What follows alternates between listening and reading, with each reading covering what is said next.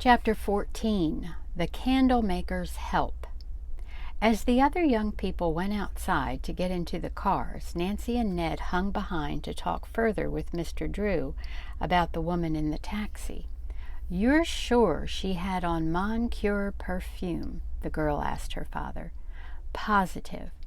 Nancy asked him to describe the woman again. The lawyer said he had not paid much attention to her, but recalled she was dark, had rather large features, and wore a veil. "She could have been Madame," his daughter said excitedly. "Dad, you thought those Moncure men in New York might have given you a slow-acting drug? Perhaps Madame was their accomplice at this end of the line." "You're probably right," Mr. Drew agreed. "It's even possible," said Nancy, then stopped. "What were you going to say?" prompted her father. "It seems fantastic, but then so do a lot of things that have happened lately. But maybe you weren't drugged in New York at all. Perhaps the woman in the taxi did it. But how? I didn't swallow anything." "With the perfume. You mean the woman disguised something like, well, like ether with that sweet-smelling perfume?" "Yes." At this moment, an automobile horn began to toot loudly, and shouts of "Nancy! Ned!" reached their ears. "You'd better go along," the lawyer urged. "I'll talk to you in the morning. Good night, Ned." For several hours Nancy enjoyed the music and dancing at the Candleton Yacht Club. When they reached home, she, Bess, and George tumbled into bed to awaken rather late the next morning. As Nancy came downstairs, she heard her father telephoning the airport. "You're going away?" she asked when he hung up. "I must leave at once for New York, but I'll return as soon as I can," he promised. "My assistant picked up what may be an important clue." "About the Moncure people?" "Yes, Nancy. I haven't time to explain the details. A neighbor is taking me to the airport. Will you pack a few things in my bag?" "Then I'm to stay here?" "Yes, I've already talked with Mrs. Chantry. She won't hear of you or your friends leaving. You're to remain and work on the mystery. You don't mind?" he added, a twinkle in his eye. "Maybe I'll have the whole thing solved by the time you return. And the mystery of the tolling bell, too," Nancy countered, hugging her father affectionately. She ran upstairs to pack his bag, and a few minutes afterward he rode away.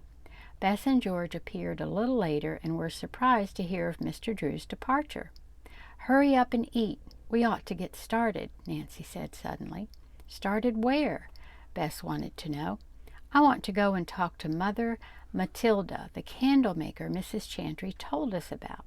She's supposed to know everything that's happened around here for the past 60 years. "And you think she can solve the mysteries?" George scoffed, finishing a glass of orange juice Juno had brought in. "Maybe," Nancy grinned, "but seriously, Ned and I scratched only the surface in our search for Madame. If she's staying in some out-of-the-way place, Mother Matilda may know where. Also, you'd like to find out from her who lived in that cottage on Bald Head Cliff, and why the people went away in such a hurry." Bess smiled. "And learn a little more about the ghost in the cave," added George with a wink at her cousin. The three girls set off on foot for the old section of Candleton. They exclaimed over the quaint houses and shops, declaring that walking down Whippoorwill Way was like stepping into another era. Finally, passing a moss-covered stone church, the girls came to an old-fashioned dwelling of pounded oyster-shell-laid brick. Attached to it at the rear was a fairly new wooden lean-to, which marred the otherwise picturesque lines of the house. "This is the place," announced Nancy, noting a wrought-iron sign which said, "Matilda Greeley, hand-poured perfumed candles for sale." They rang the doorbell. When no one came, the girls circled the building to investigate the lean-to at the rear. "Why, it's the shed where the candles are made," exclaimed Nancy, peering through the open doorway. From the ceiling hung hundreds of gaily colored wax candles of all lengths and sizes. Near the door were bright scarlet ones, and beyond blue, yellow, pink, and green. "Doesn't it remind you of a rainbow?" gasped Bess in delight. At the rear of the room, a bent-over old lady with white hair and crinkly skin stood with her back to the girls.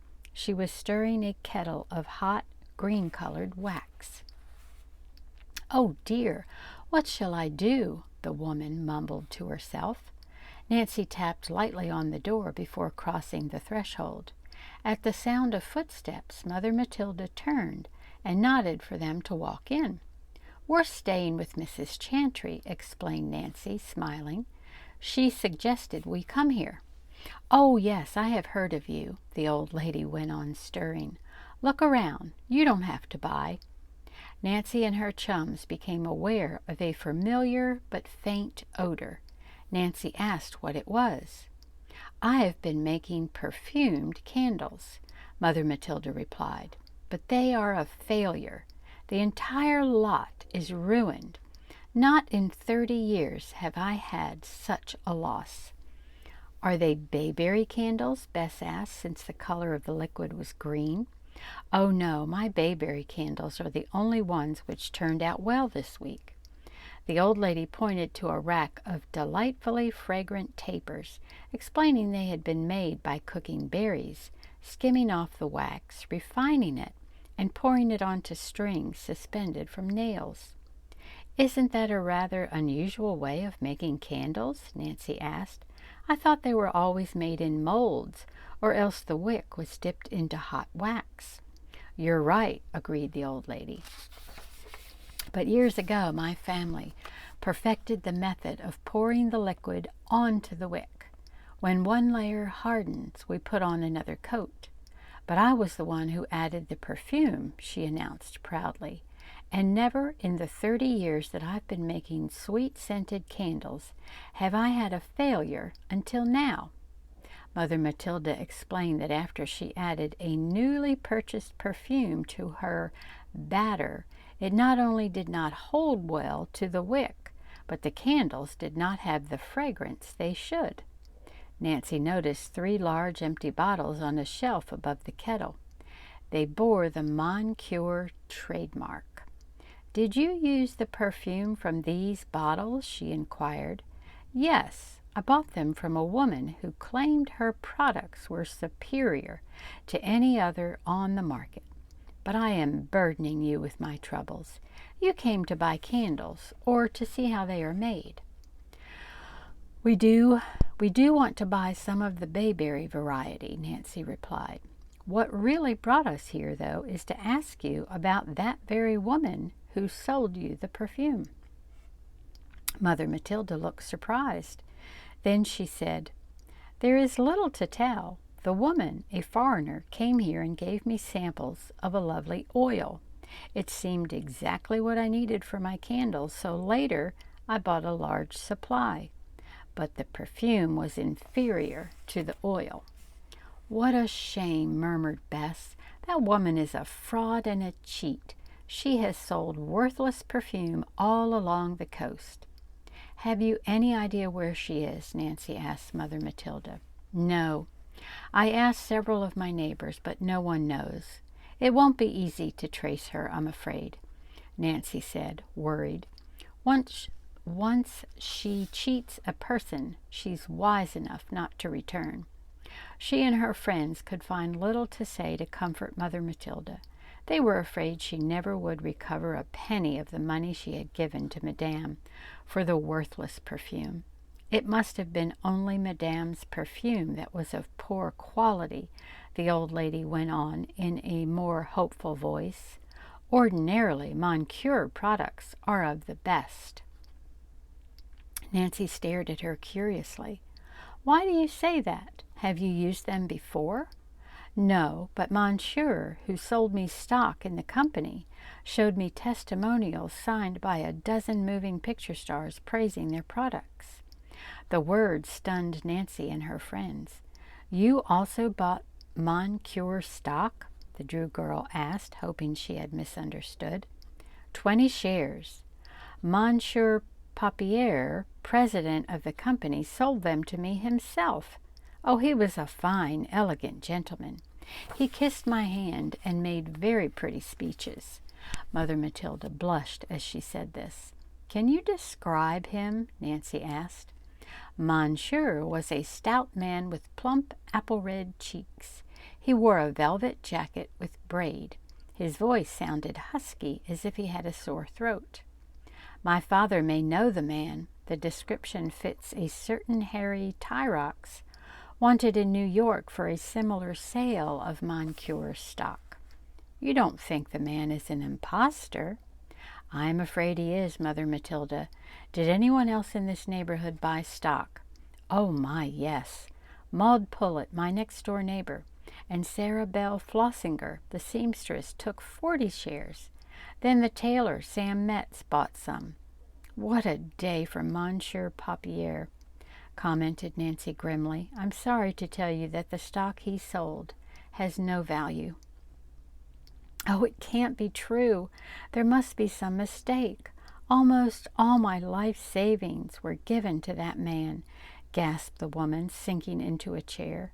As Mother Matilda wept softly, Nancy told her who she was and attempted to comfort the woman by saying Mr. Drew was trying to trace the stock swindlers. "Nancy is working on the case, too," added George. "I'm sure those awful men will be caught." After some time, the girls succeeded in cheering up the old lady a little. They bought several dozen bayberry candles and changed the subject of conversation. "Who used to live in the cottage on the top of Bald Head Cliff?" Nancy asked the candlemaker. "Oh, you mean the old Maguire place?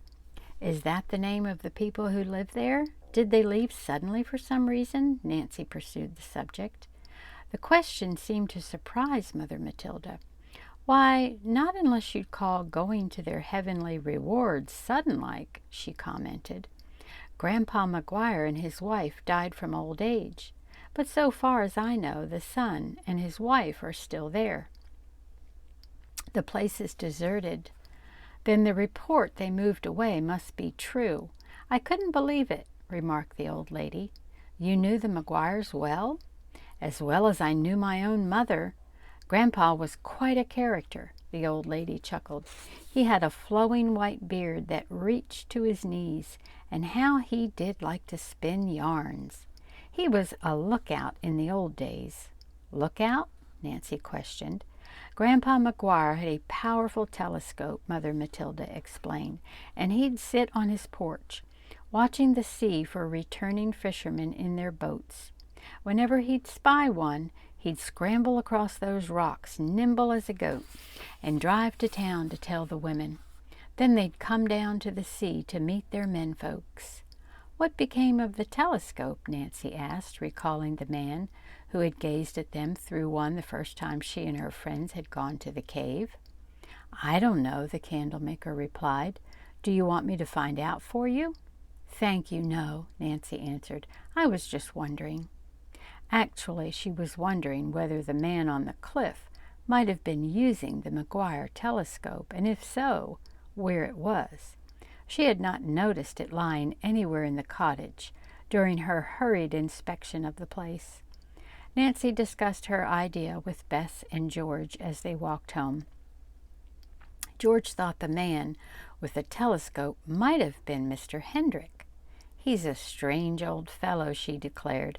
"I'll bet he knows the secret of that cottage." "I agree," said Bess. "When he saw us climb the cliff and head toward the deserted cottage, he went away in the boat. Perhaps he thought that would distract us from our investigations. He might have been afraid that we'd discover something he didn't want us to know." "But he may have enemies, too," added George. "Who else would have stolen the paper he dropped in the tea-room?" Nancy had to admit there was something to her friend's theory. She was determined to find A.H. and learn what she could from him. Even if he said he had never been on the cliff, at least he owed them an explanation for running off with the boat. But Amos Hendrick seemed to have vanished from Candleton. The girls inquired at the boat rental dock, stores, and boarding houses. No one had seen the man. Finally, the three friends went to the Salsindee shop and ate an early luncheon. Mrs. Chandler, learning they were there, asked if they would go on an errand for her. "I've just had a phone call from Maplecrest Farm," she said. "They were to bring me a crate of berries, but their truck has broken down. Will you drive over and get the berries for me?" Nancy said they would be very glad to, and got her car. She headed for the Maplecrest Farm, which was situated about 2 miles out of town, on the shore opposite the cliffs. As she sped along, Nancy passed a parked car. No one was in it, but down by the water, 100 yards away, 2 men stood talking. Their backs were turned to the girls, and it was not until Nancy drove into the farm lane a few minutes later that she suddenly thought she recognized the men. "A.H. and the fellow I saw talking to Madame," she cried aloud. "Honestly?" exclaimed George. "I'm going to find out," Nancy declared. "How about the berries?" Bess asked. "I'll get them. Take the money out of my bag for me, will you, Bess?" Nancy accomplished the errand in less than 2 minutes, much to the amazement of the owner of the farm. She quickly turned the car around and raced out the lane to the highway. Until next time.